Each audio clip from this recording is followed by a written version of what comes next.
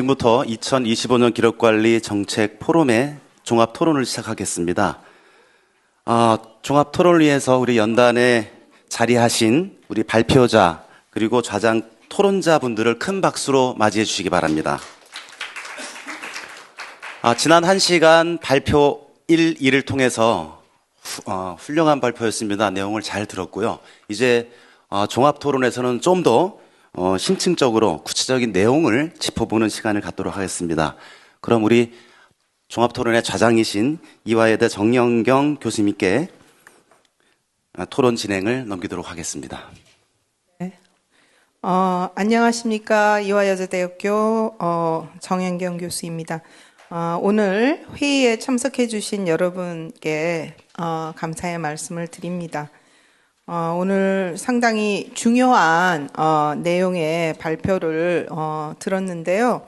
아마 여러분들이 궁금한 것도 많고 또 질문하고 싶은 내용들도 충분히 있을 거라고 생각합니다. 먼저 그 포럼의 토론자로 두 분이 참석을 하셨는데 국가기록원의 김명옥 서기관님 그리고 명지대학교의 윤은아 교수님이 참석하셨습니다. 오늘 토론 발제는 김명옥 서기관님, 윤은아 교수님, 그리고 좌장인 제가 발언한 후에 발표자 두 분이 답변하시는 방향으로 진행을 하겠습니다. 종합 토론 이후에는 질의응답 시간이 있으니까 그 참석자 여러분들께서는 토론이 마무리될 때까지 함께 해주시기를 바랍니다. 네, 그러면은 먼저 김명옥 서기관님께서 발언해 주시기 바랍니다. 네, 안녕하십니까. 첫 번째 토론을 맡은 국가기록원 서비스정책과 김명옥입니다. 안녕하세요. 첫 번째 발표 해주신 김유승 교수님께 먼저 문의를 드리도록 하겠습니다. 김유승 교수님의 발표문 매우 잘 들었습니다. 매우 다각도로 분석해 주셨고 개선 방안까지 도출해 주셔서 정말 감사하다는 말씀 먼저 드리겠습니다. 제가 여기 기록원에서 무엇을 더 해야 하고 무엇을 더 할 수 있을지를 고민하는 계기가 되었습니다. 그런데 이제 교수님의 5가지 문제점 도출과 개선 방안에 대해서는 큰 틀에서 저도 매우 동의하고 있는 바입니다. 다만 몇몇 항목에서는 저희 국가기록원의 현황을 대비해서 조금 정정 내지는 사실, 팩트를 알려드리는 좀 그런 것이 필요하겠다 생각했습니다. 먼저 이제 기록원 현황 안내 부분에서 발표해 주신 것 중에 행정각부 비공개 대상정보 현황에서 조사하신 내용 중에 주요 비공개 사유 중 1위가 5호, 2위가 개인정보 6호, 3위가 3호라고 해주셨습니다. 근데 저는 이 통계를 보고 조금 의아하다는 생각이 들었는데요. 이렇게 1위가 5호였나? 라는 의문점이 들었습니다. 왜냐하면 저희 국가기록원에서 가지고 있는 비공개 정보가 전체 중에 약 33% 정도 되는데 그 비공개 33% 중에 비공개 사유가 6호가 60% 정도 나오거든요. 근데 왜 그럴까 생각을 해봤더니 지금 여기서 이제 교수님께서 현황 파악을 한 거는 현행 각 부처의 정보 공개, 비공개 사유를 봤을 때는 5호 내부 진행 중인 사유이기 때문에 그런 것이고 저희 국가기록원에 넘어온 것들은 이미 이제 10년 이상 그리고 보존 연한 30년 이상 된 경우니까 그럴 경우에는 제가 공개 제보를 업무를 담당하고 있는데 그럴 경우에는 5호에 대한 사유를 저희가 소멸시킵니다. 이제 내부 결정 과정 중에 기간이 다 이제 소멸하였으니 그 비공개 사유가 해당되지 않는다라고 해서 5호를 벗겨내는 과정을 저희가 하고 있어서 그게 이제 현재 나와 있는 1위가 5호에 대한 부분은 우리 기록원으로 넘어왔을 경우에는 그 부분이 없어지고 개인정보 6호만 좀 다량 해당된다라고 말씀드릴 수 있을 것 같습니다. 그리고 두 번째는 근데 제가 이 부분에서 내부 결정 과정 중에 있는 5호로 부여하는 것을 그냥 현재는 각 기관에서 어쩔 수 없는 부분이 있거든요. 그래서 그것을 인정해 주되 시스템적으로 지금 제가 문서 생산을 할 때 만약에 제가 내부 결정 과정 중에 있는 5호로 선택을 하는 경우에 그 후속 시스템에서 그 물어보는 과정이 뭐가 있냐면은 언제까지 비공개할 거냐, 언제 열람할 거냐라고 물어보거든요.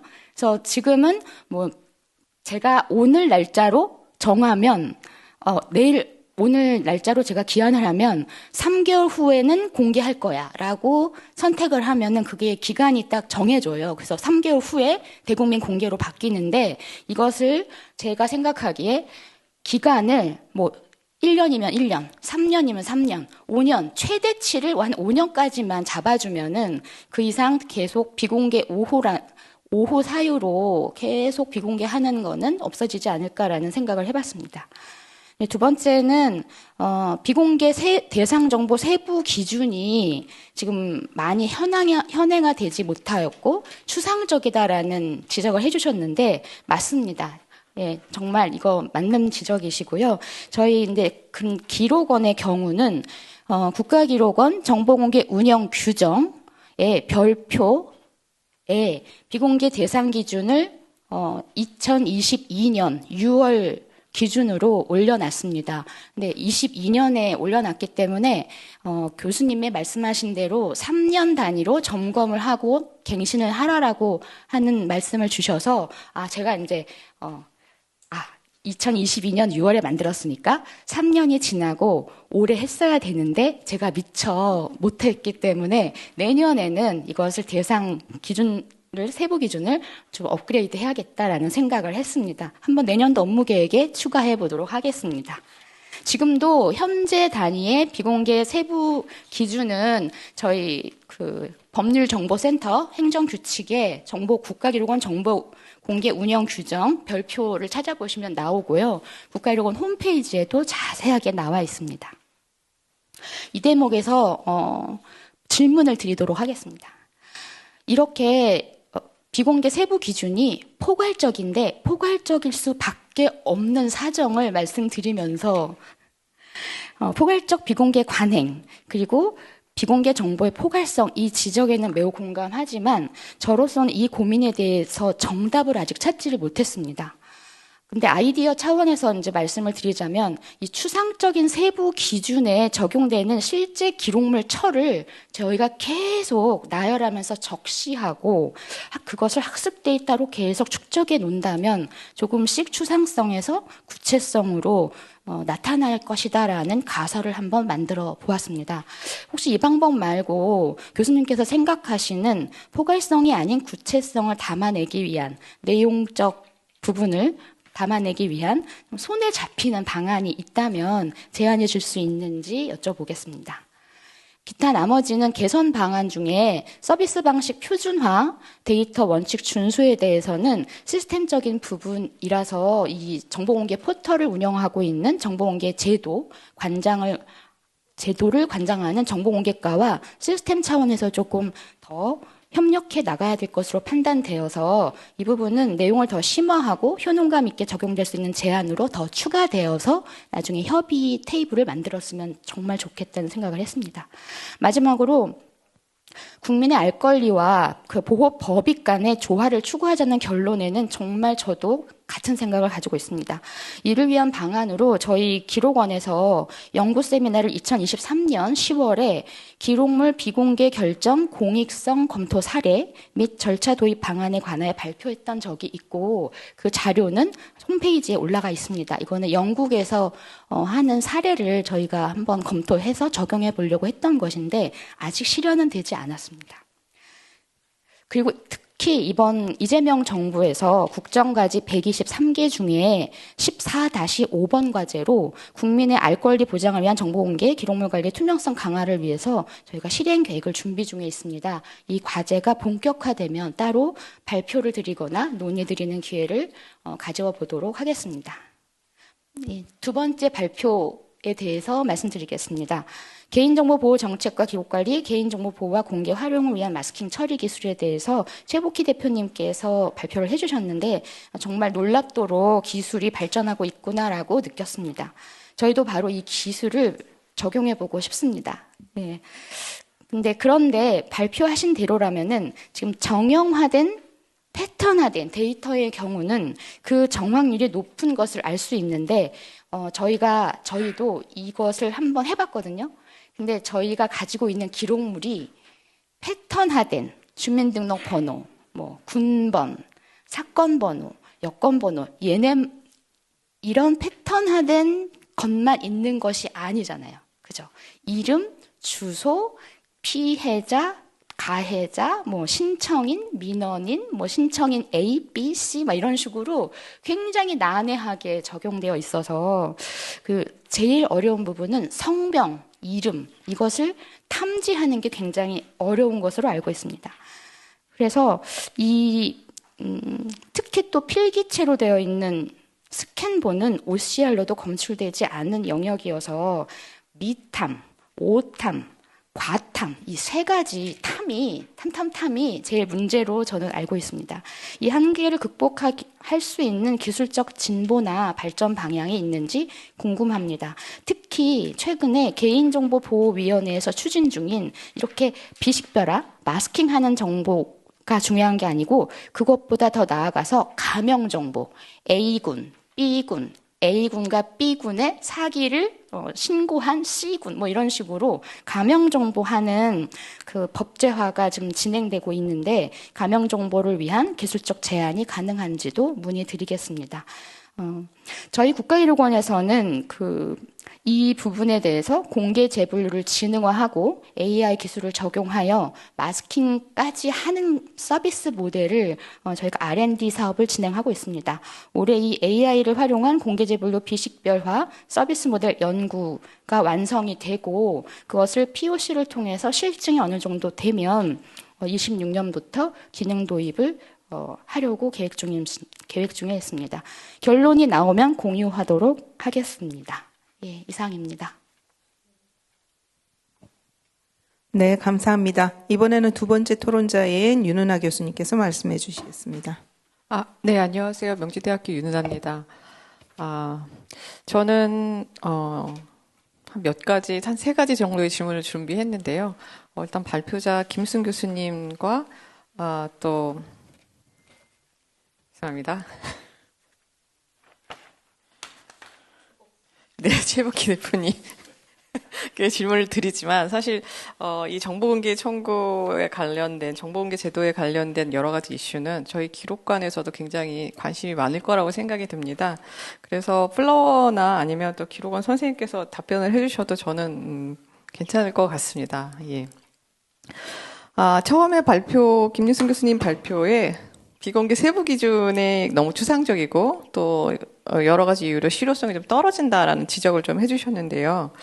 국가기록원에서도 이 문제에 대해서 아까 말씀하신 정보공개 운영 규정을 만들어서 일단 운영은 하고 계신다고 하셨는데, 실제로 세부 기준이 어떠한 지점에서 필요하다고 느끼시는지, 또 어떠한 지점에서는 이런 것들을 운영하는데 실질적으로 구체적인 어떤 문제가 있었는지 한 3년 정도 그래도 한번 시도를 해보셨으니까 그런 입장이라든지 아니면 경험 이 정도로 설명을 좀 해주시면 좋을 것 같습니다.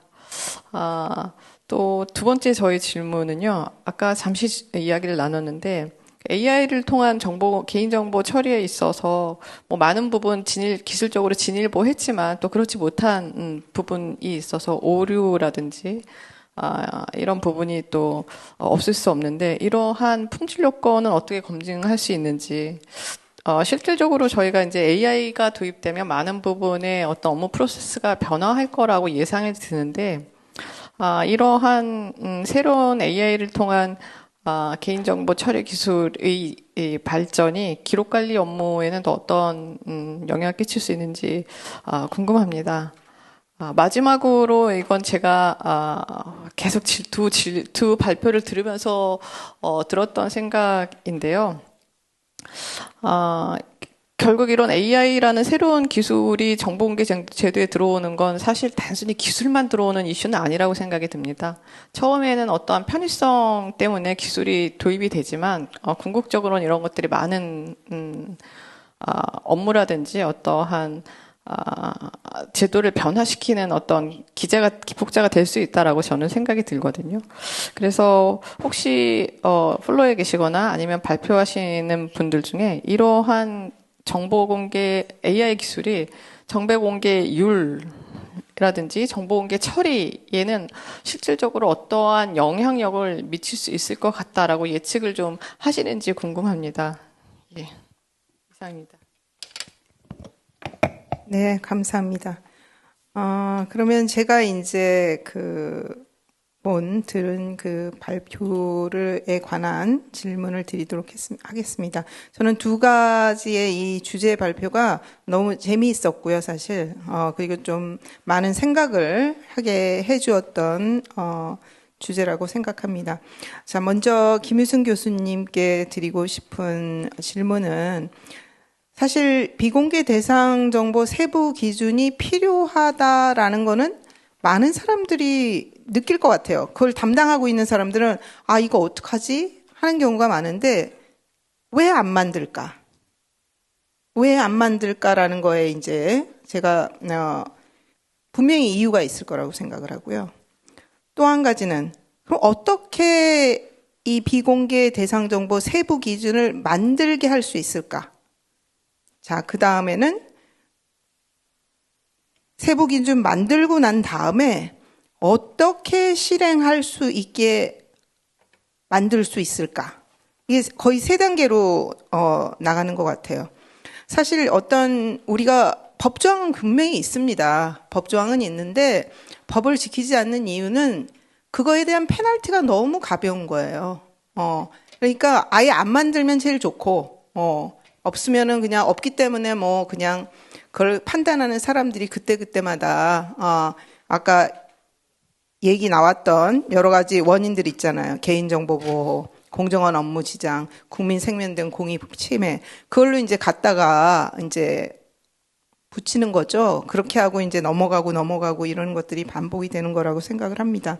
그래서 이걸 어떻게 하면 진짜 여러 가지 이제 개선 방안을 주셨는데 이게 사실 수립 주체 절차를 만들고 관련 시행령, 시행규칙 만들고 해도 사실 이게 무섭게 와닿을 수가 있을까 하는 생각이 제가 들었습니다. 물론 이걸 만드는 게 첫 번째 또 단계라고 생각은 합니다. 그래서 저는 이 비공개 대상 정보는 크게 세 가지, 우리가 기록 관리를 하면서 크게 세 가지를 얘기를 하는 거죠. 첫 번째는 책임성, 두 번째는 투명성, 세 번째는 공정성, 이 세 가지고요. 책임성은 주체입니다. 기록 관리를 하는 사람들, 또 그거를 실행하는 사람들. 그리고 투명성과 공정성은 절차겠죠. 그러니까 비공개를 할 것인가 말 것인가에 대한 그 기준, 그걸 적용하고 그러는 것들을 얘기를 할 수가 있을 것 같아요. 그래서 그 부분에 대해서 김유승 교수님께 좀 말씀을 듣고 싶고요. 또 한 가지는 이제 정보 공개 심의회 중심의 점검 체계를 수립한다고 했는데, 자, 이 정보 공개 심의회가요, 실제로 부처마다 굉장히 저는 차이가 있다고 생각을 합니다.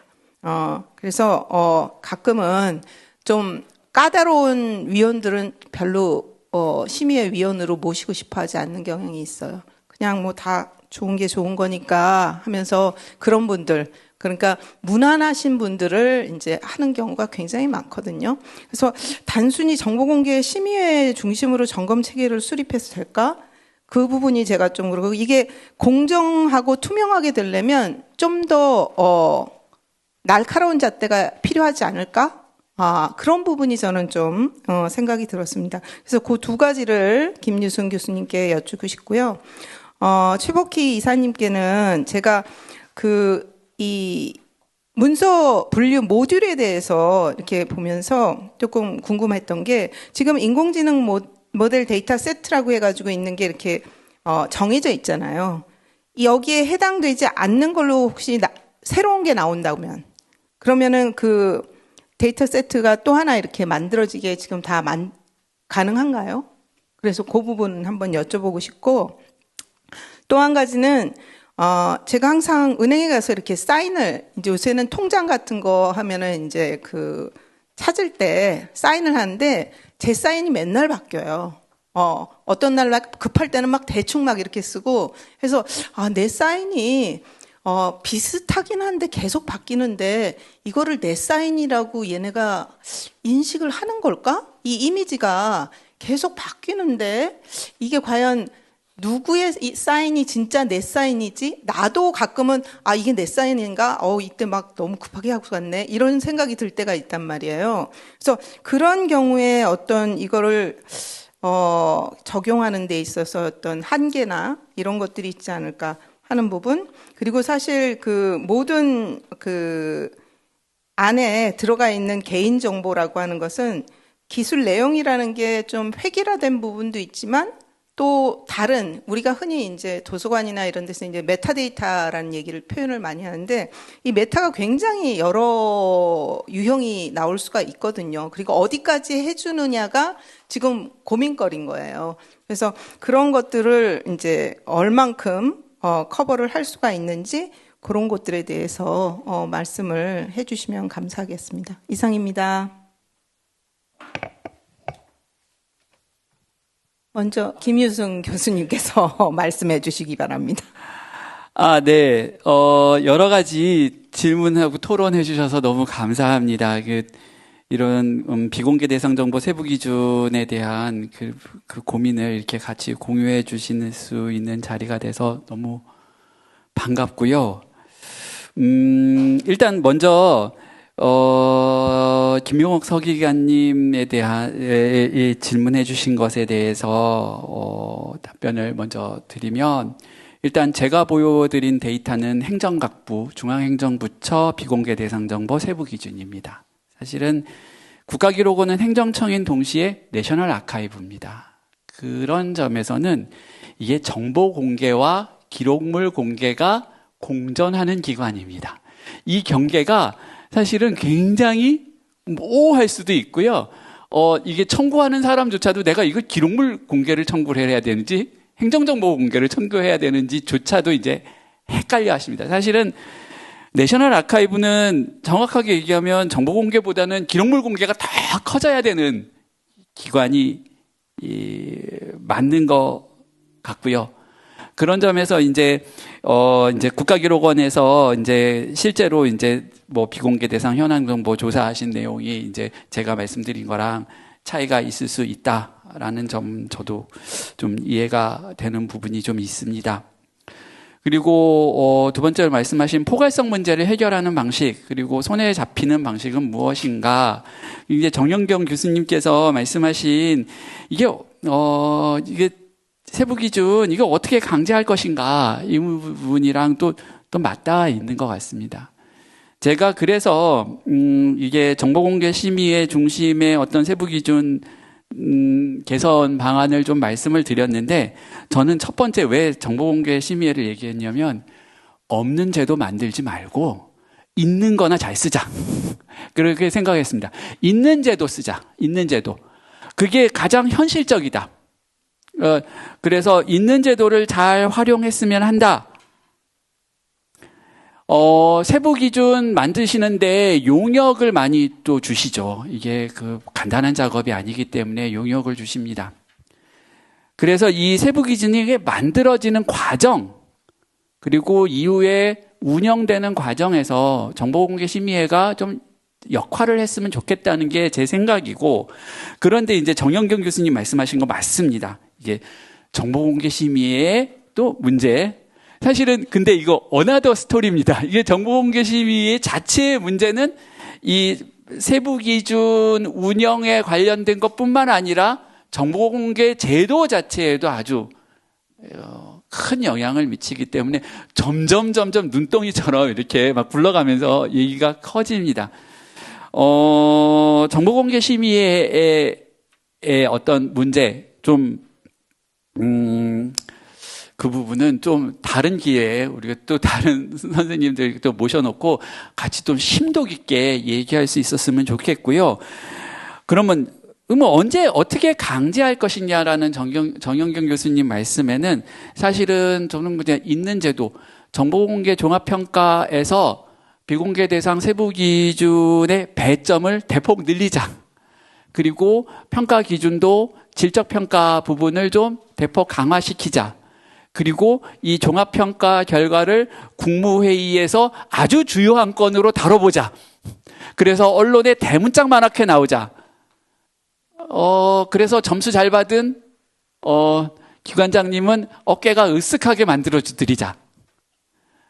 약간 네거티브보다는 포지티브한 방식으로 이렇게 접근을 하면 실질적으로 강제가, 저희가 이거 못했다고 형사처벌할 수는 없지 않습니까? 그러니까 포지티브한 방식으로 갔으면 좋겠다라는 말씀을 드리고요. 이 세부 기준의 필요성에, 그러면 세부 기준을 이제 어떻게 만들고 왜 안 만드는 것에 대한 이 이야기는 사실은 예산 문제도 있을 것이고요. 그다음에 실질적으로 지금 현장에 있는 기록연구사나 정보공개 담당하는 쓰는 선생님들 진짜 고생이 많으신데 이거 세부 기준까지 지금 당장 만들어내라 그러면 아마 뒤로 뒷목 잡고 넘어가실 겁니다. 그래서 이런 부분들을 사실은 만들 수 있는 환경과 지원을 충분히 해주고 나서 이렇게 만들도록 해야 될 것 같거든요. 네. 제 생각은 일단은 그렇습니다. 예. 그리고, 윤은아 교수님께서 질문을 하신 게 제가 한번 까먹었습니다. 한 번만 더 요약을 해주시면. 이 두 분의 두 발표를 제가 듣다 보니까 결국 이런 AI 기술이 정보공개 제도에 끼치는 영향이 적지 않을 것 같다라는 살짝 개인적 예측을 좀 해봤습니다. 근데 이 부분에서 많은 고민을 하시고 계신 김유중 교수님께서는 이렇게 개인정보 처리가 기술적으로 이루어지면 상당히 많은 양의 정보를 처리할 텐데 이런 것들이 비공개율, 개인정보에 관련된 6호가 상당히 높은 순위를 차지하고 있으니까요. 네. 이런 것들에도 영향을 줄 수 있을 것 같다고 생각하시는지요? 네.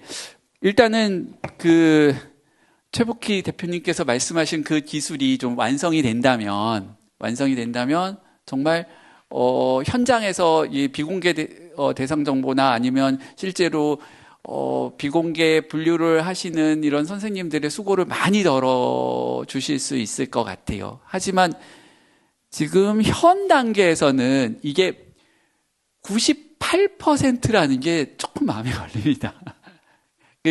제가 차가 너무 꾸져서 제 차는 이게 오토파일럿 이런 기능이 없습니다. 요즘 차들은 핸들도 지가 알아서 돌아가고 막 엑셀도 밟는데, 근데 사람이 안 타면 안 되거든요. 이렇게 보통 보면 핸들 잡고 있으라고 합니다. 완전한 자율주행이 곧 다가올 거는 같지만 아직까지는 그건 아닌데 큰 도움은 받지만 언제 그런 특이점이 올지는 최복희 대표님이 훨씬 더 잘 예측해 주실 것 같아서 그거는 마이크를 최복희 대표님한테 좀 넘겨야 될 것 같습니다. 네, 최복희 대표님 답변해 주시기 바랍니다.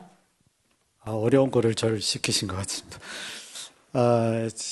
제가 아까 말씀하셨던 그 질문에 대한 것들을 제가 지금 답변을 드리면 되는 거죠. 예, 첫 번째 이제 알고 넘어가셔야 될 부분이 하나 있습니다. 저희들이 인공지능 기술 개발하고 별의별 거 다 모듈 갖다가 테스트하고 맨날 그런 걸 하고 있는데, 이런 얘기를 하면 대부분 고객분들은 인공지능이 거의 만능이다라고 생각을 하십니다. 그리고 이게 인공지능인데 이거 왜 안 되냐? 이런 얘기를 많이 하시는데, 지금 차도 자율주행 안 되는 것처럼 엄청나게 많은 기업들이 그걸 하고 있잖아요. 그런데 그게 일단 첫 번째 이해해야 될 거는 인공지능이 만능이 아니다.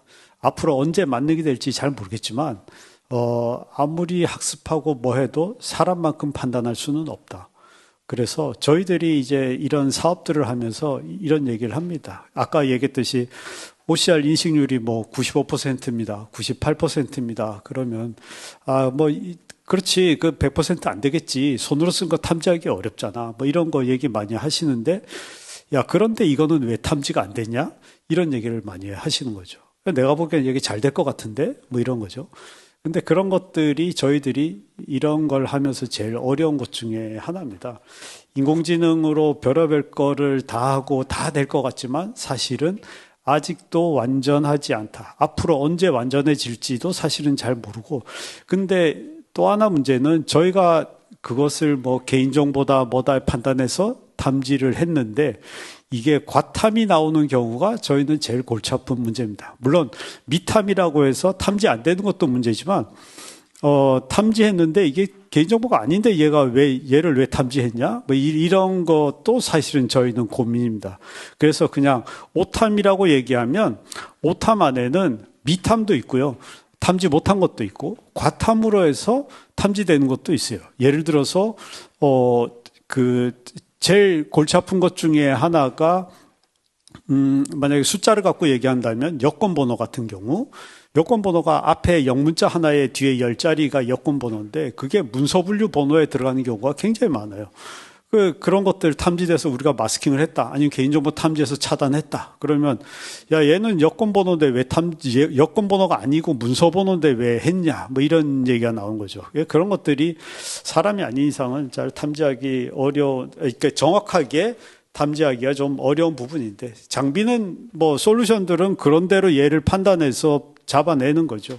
그래서 사람 일을 좀 줄어들이는 부분인 것 같고 그리고 이제 질문한 것들에 대해서 답변을 좀 드리면 서 기관님께서 질문하셨던 내용이 정말 너무 송곳 같은 질문 하셨고요.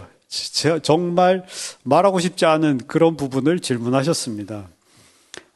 여기 보시면 이제 아까 질문한 것들에 보면 기록관 같은 경우에 법원 판결문이나 이런 것들 많이 갖고 있죠. 다른 데서도 많이 갖고 있고 이런 질문을 많이 하시는데 사람 이름, 그다음에 회사명, 또 어떤 지역명, 어떤 병원명 뭐 이런 것들 그다음에 이런 것들에 대해서 이제 마스킹을 할 수 있냐, 탐지해낼 수 있느냐 뭐 이런 것들을 많이 요청을 하십니다. 그래서 저희들이 그 정형화되어 있는 문서 같은 경우는 아까 학습을 통해서 그 자리에 이름이 들어간다. 뭐 주민등록증에는 어느 자리에 이름이 들어가니까 얘는 마스킹 된다. 뭐 이런 것들이 가능하지만 실제로 갖고 있는 문서 안에서 이것이 이름이다. 아니면 이게 주소다라고 판단하기가 참 어렵습니다. 저희들도 해보면 이름에 대한 DB도 갖고 있고 주소에 대한 DB 또 학습도 하고 뭐 이렇게 많이 하지만 그런 것들이 참 찾아내기 어려운데 그나마 요새는 뭐 LLM도 나오고 NER 모듈 뭐 이런 것들이 나와서 그나마 탐지가 예전보다는 훨씬 좋아진 거는 맞는데 그래도 한글 탐지가 정말 어렵습니다. 한글 보시면 예를 들어서 홍길동, 그럼 홍길동이가 홍자 앞에 쓰고 다음 줄 바꿔서 뒤에 길동 나오는 경우도 있고요. 그리고 세로로 써진 글자도 있고 뭐 이런 것들 많이 있습니다. 이런 것들을 사람이 보면 그 자리가 이름이다, 주소다 이런 거 판단되지만 이 장비가 솔루션이 뭐 이렇게 소프트웨어가 그걸 탐지하기는 참 어려운 거죠. 그래서 그런 것들을 위해서 좀 더 그래도 인식을 잘하기 위해서 학습을 많이 합니다. 근데 여러 가지 모듈을 갖고 학습을 시키는데 제일 문제가 뭐냐면 그 학습 데이터를 만드는 것부터가 제일 골치 아픈 일입니다.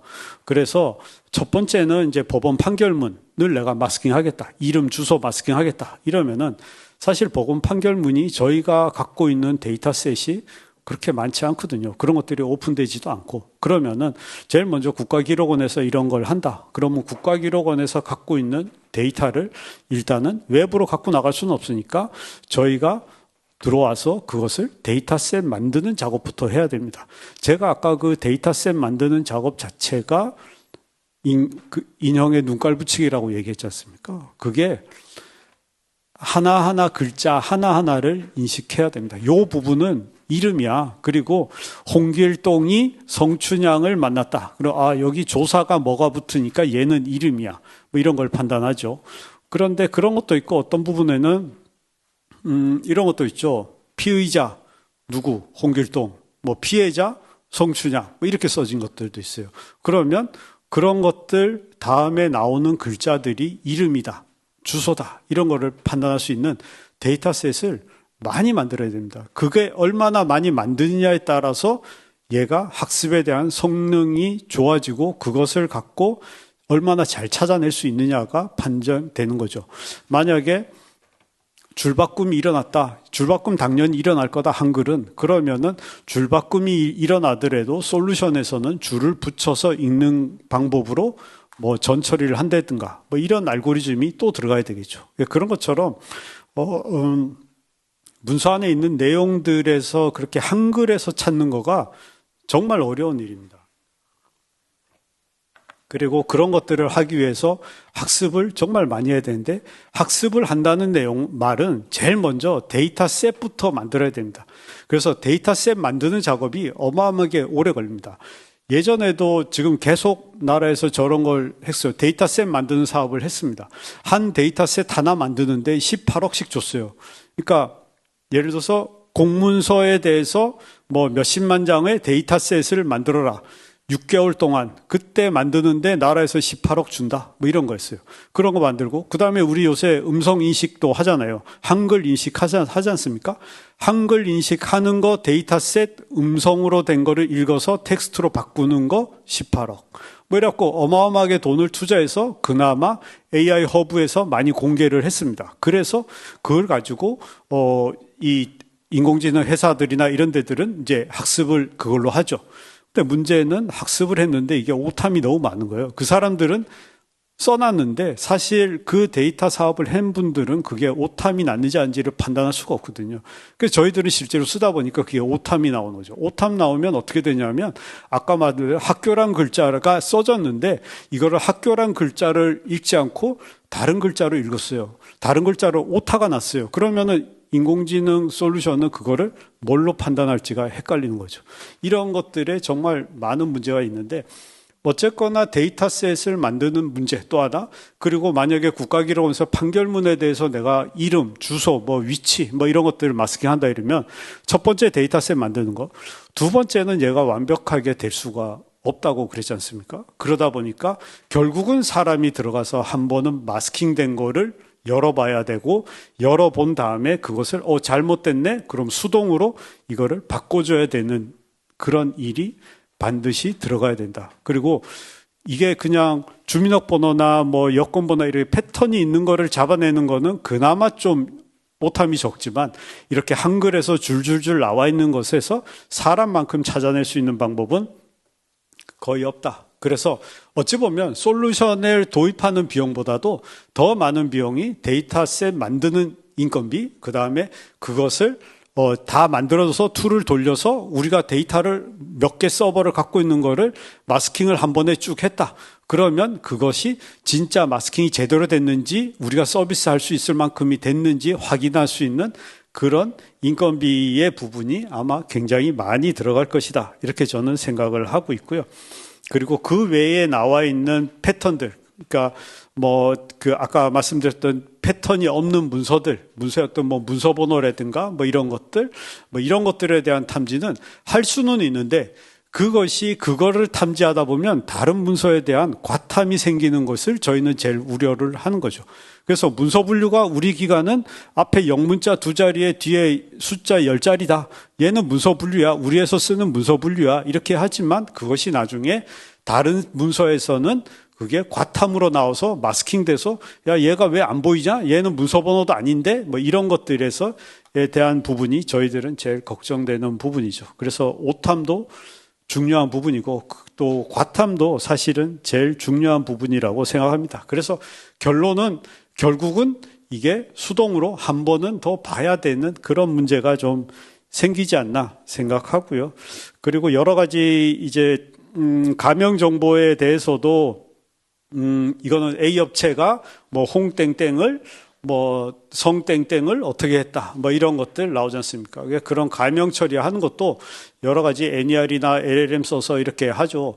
지금 뭐 챗GPT나 이런 데 놓으면 어느 정도 탐지가 돼서 나오긴 합니다. 100%는 아니더라도 그래도 이제 이런 기술들이 계속 발달하고 있다. 그리고 그것을 거기에다 외부로 나갈 수는 없으니까 자체적으로 시스템을 구축하고 그 시스템 안에서 그런 것들을 학습해서 계속 집어넣고 얘의 학습 인식률을 높이는 방법밖에 없다고 저희는 생각을 합니다. 그래서 그런 것들이 중요하고 저희들이 뭐 제일 골치 아픈 일이고 아까 말씀드린 말하고 싶지 않은 부분을 질문을 하신 부분이고 이러다 보니까 저희들도 파인 튜닝이라고 해서 좀 더 세밀하게 튜닝하는 거 이런 거 정말 열심히 하는데 100% 없습니다. 그리고 손글씨, 우리 손글씨 쓰고 남이 손글씨 쓴 거 나도 알아보기 어려운 경우 나옵니다.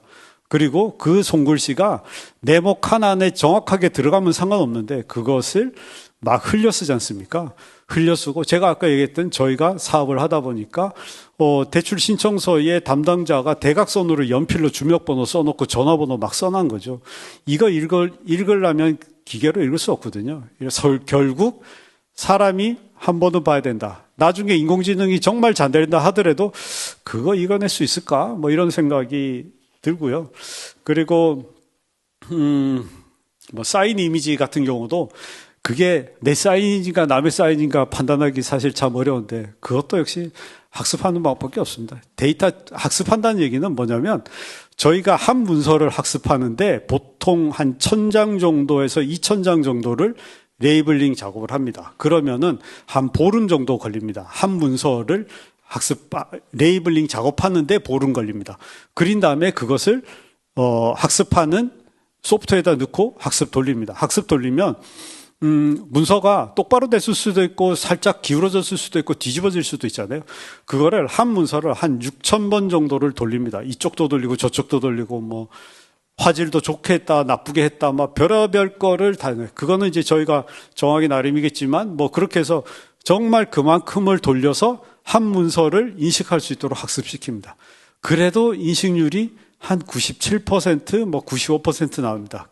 나머지 그 몇 퍼센트는 화질이 깨끗하고 다 좋은데도 얘가 인식이 안 됩니다. 그런데 한 가지 문제는 우리가 보통 솔루션을 만들면 내가 개발했고 그럼 이쪽 부분이 좀 문제가 있을 것 같아. 이 부분을 좀 보강해야 되겠다. 뭐 이런 걸 있는데 인공지능 알고리즘은요.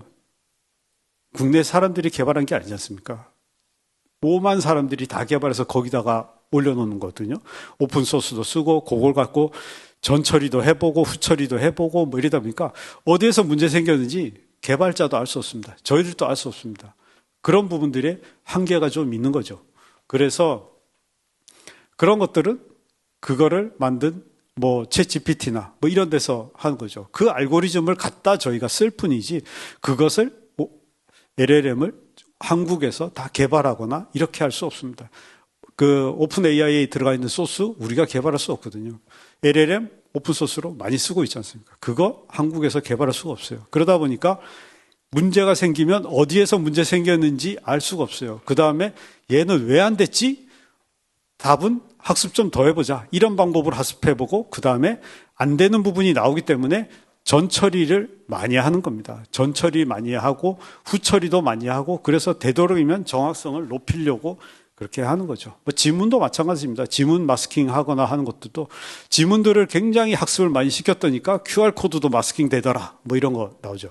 QR코드 마스킹 안 되면서 지문만 정확하게 마스킹 할 수 있는 거. 이런 것들도 결국은 학습밖에 없는데 그것도 아까 말씀드린 100%가 되기가 어렵다. 그런 거죠. 그리고 아까 메타데이터 여러 가지 말씀하셨는데 그런 부분도 마찬가지로 어떤 부분을 어떻게 할 거냐에 따라서 어떻게 개발하고 하는 것들은 그때그때 케이스마다 좀 많이 다르고 그 기간이 사용하는 거에 따라 전부 다 다르다. 그러다 보니까 그 기관용으로 만들고 뭐 이렇게 할 수밖에 없다는 거죠. 저희도 인공지능이 정말 100%가 됐으면 좋겠는데 그러면 저희들도 좀 더 큰 소리로 우리가 다 된다 이렇게 얘기하고 싶은데 아직까지는 어느 누구도 100%로 우리가 다 할 수 있다고 말씀드리기가 어렵습니다.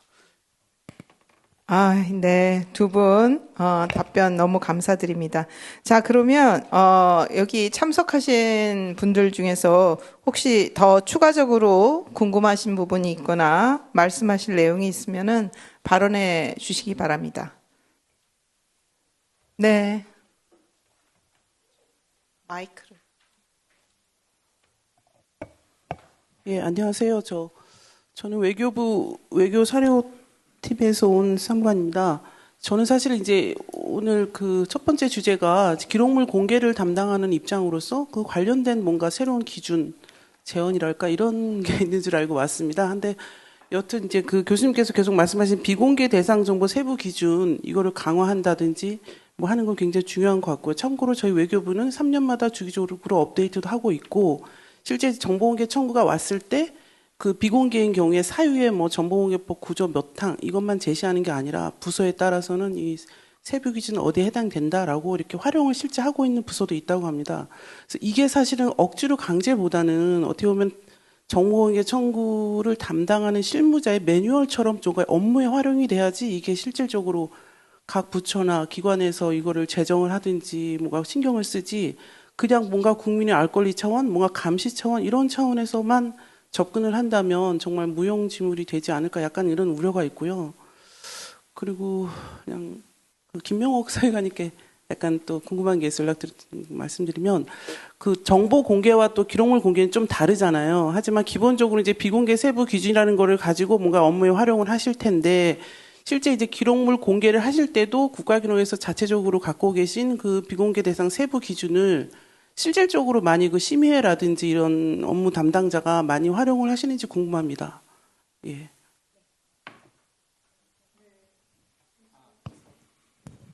예, 반갑습니다. 저기 외교부는 제가 데이터 분석한 거 기억하기로는 모범 사례 중에 한 군데입니다. 예, 비공개 대상 정보 세부 기준 잘 만드셔서 그걸 뭐 운영을 어떻게 하고 계시는 것까지는 제가 알 수가 없지만 일단은 다른 중앙행정부처에 비해서 세부 기준 자체는 굉장히 잘 만들어 놓으시고 운영 제공도 잘 하시는 곳으로 알고 있습니다. 그 말씀하신 거에 전적으로 공감합니다. 이게 뭐냐면 비공개 대상 정보 세부 기준은 누구를 위한 것이냐? 사실은 이거 실제로 정보 공개 업무를 수행하시는 담당 공무원분들을 위한 거여야 돼요. 결국은 그분들이 업무를 정확하고 원활하게 해주시면 그게 누구한테 도움이 되냐면 정보 공개 청구를 한 국민에게 도움이 되는 거거든요.